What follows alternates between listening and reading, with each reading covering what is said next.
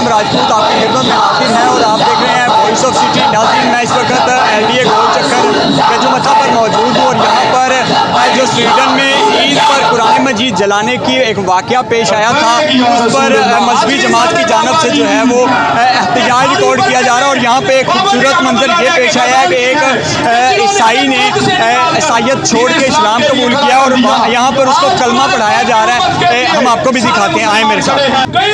अजी ये यहाँ पर एक क्रिश्चियन को जो मुसलमान करने के लिए जो रसूमात थी वो अदा की जा रही हैं और यहाँ पर उसको कलमा भी पढ़ाया जा रहा है। इस वक्त तहरीक लब्बैक का जो है वो एहतजाज भी यहाँ पर स्वीडन के खिलाफ जारी है। तो ये क्या सूरत हाल है आपको भी दिखाते हैं।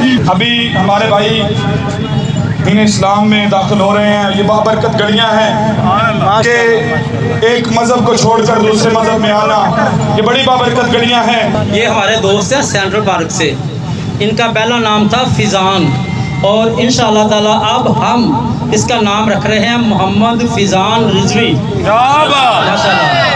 तो पढ़े आप बिस्मिल्लाहिर्रहमानिर्रहीम। बिस्मिल्लाहिर्रहमानिर्रहीम। ला इलाहा इल्लल्लाह मुहम्मदुर रसूलुल्लाह अशहदु अन ला इलाहा इल्लल्लाह वहदहु ला शरीका लहु वअशहदु अन्ना मुहम्मदन अब्दुहु व रसूलुहु।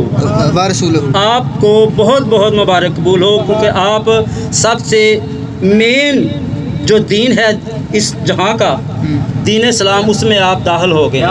फैज़ान नामी नौजवान है जिनको अभी अभी मुसलमान किया गया और यहाँ पे ये अपना जो है मज़हब छोड़कर इस्लाम में दाखिल हो गए और उनको कलमा तैयबा भी पढ़ा दिया गया है। तहरीक लब्बैक की जानब से यहाँ पर एहतजाज रिकॉर्ड करवाया जा रहा था, जो कि स्वीडन में कुरान मजीद को जलाने का एक वाक़या पेश आया था। तो इस वक्त मेरे भाई भी यहाँ पे मौजूद हैं जो अभी भी दायरा इस्लाम में दाखिल हुए हैं। उनसे भी बात करेंगे कि उनके क्या जज्बात हैं और तहरीक लब्बैक पाकिस्तान के जो कारकुन हैं और जो रुकन हैं वो भी हमारे साथ मौजूद है। और ये मेन जो आज रिकॉर्ड करवाया गया एहतजाज वो स्वीडन के ख़िलाफ़ था, क्योंकि ईद के दिन उन्होंने नाउज़ बिल्ला जो कुरान मजीद है मुसलमानों की एक मुक़द्दस किताब है उसको जलाने का वाक़या पेश आया था।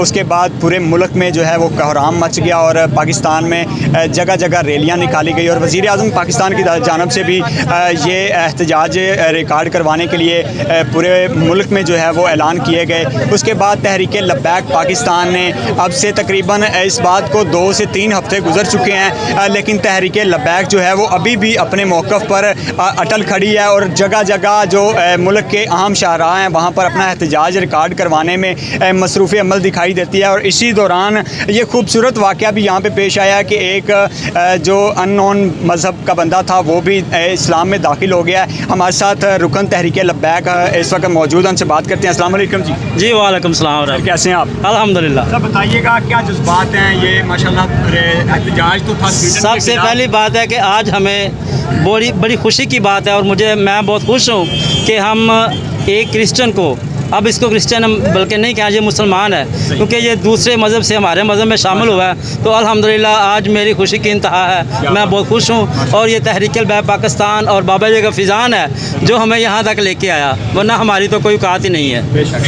जी इनका भी यही कहना है कि इनका नाम मोहम्मद फैज़ान रिजवी रख दिया गया है और अल्लाह से दुआ है अल्लाह ताला इनको इस पर इस्तकामत भी दें। और मेरे साथ कुछ और भी लोग मौजूद हैं लब्बैक के, उनसे भी बात करते हैं। अस्सलाम वालेकुम। जी वालेकुम अस्सलाम। क्या नाम है भाईजान आपका?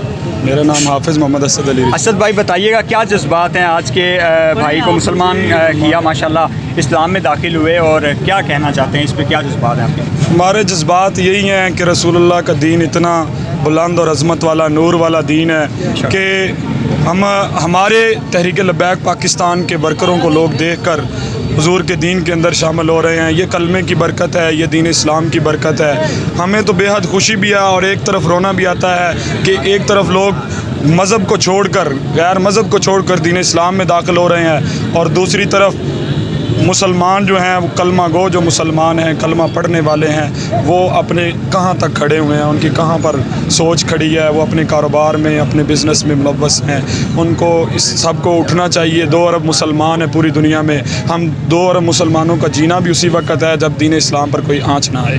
اچھا اسد بھائی یہ بتائیے گا کہ 2 ہفتے گزر چکے ہیں اس واقعے کو کہ جب سویڈن میں یہ گستاخی ہوئی، اس کے بعد ایک دفعہ کوہرام مچ گیا ملک میں جی، تمام اسلامی ملکوں نے احتجاج کی کالیں دے دی اور اپنے اپنے ملک میں جتنا جو کر سکتا تھا انہوں نے احتجاج ریکارڈ کروایا، لیکن اس کے بعد یہ بات بالکل ایک دفعہ بیٹھ گئی تھی۔ اس کے بعد بھی ہم دیکھ رہے ہیں کہ آپ کی جو جماعت ہے سیاسی بھی ہے اور مذہبی بھی ہے، تو یہ جگہ جگہ پر اب بھی اس بات کو جاری رکھے ہوئے ہے، تو کیا آپ کا کیا مطالبہ ہے حکومت سے؟ حکومت کو کیا کرنا چاہیے تھا اس کے؟ ہم حکومت سے مطالبہ ہمارے میرے محترم نے کیا ہے کہ سویڈن کے ساتھ تعلقات ختم کرو۔ ٹھیک ہے، معیشت کی بات کرتے ہیں آپ، پہلے پاکستان کی معیشت کون سی ٹھیک ہے؟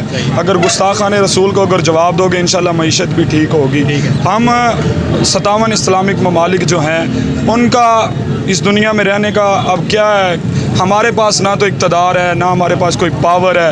اگر ہمارے پاس پاور ہوتی تو ہمارا سب سے پہلے یہی اعلان ہوتا، الجہاد الجہاد لبیک لبیک، ہمارا سب سے پہلے یہی اعلان ہوتا کہ گوری بھی ادھر جائے گا، حتف بھی ادھر جائے گا، ابابیل بھی ادھر جائے گا، ہماری ایٹمی پاور جو ہے وہ بھی ادھر جائے گی، ہماری بہترین پاکستان کی فوج بھی ادھر جائے گی، سب سے آگے تحریک لبیک پاکستان کے نوجوان یہی ہوں گے۔ بات میں پوچھنے والا تھا کہ اگر آرمی چیف صاحب یا وزیر اعظم صاحب اس بات کا اعلان کرتے ہیں کہ چلیں سویڈن میں ہم لوگ جہاد کے لیے چلتے ہیں، تو کیا تحریک لبیک ان کے ساتھ تعاون کرنے کے لیے تیار ہوگی؟ کیا اپنے مجاہدین کو دے گی؟ جی الحمدللہ تحریک لبیک پاکستان کے اندر وہ نوجوان ہیں جنہوں نے عشق کے جام پیے ہیں، جنہوں نے محبت کے جام پیے ہیں، جن کے سینوں کے اندر محبت مصطفیٰ ہے۔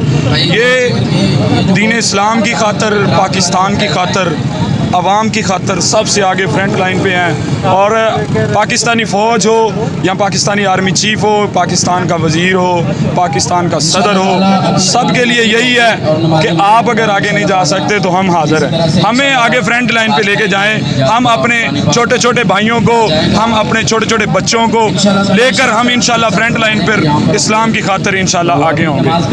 جی یہ تحریک لبیک پاکستان کا جو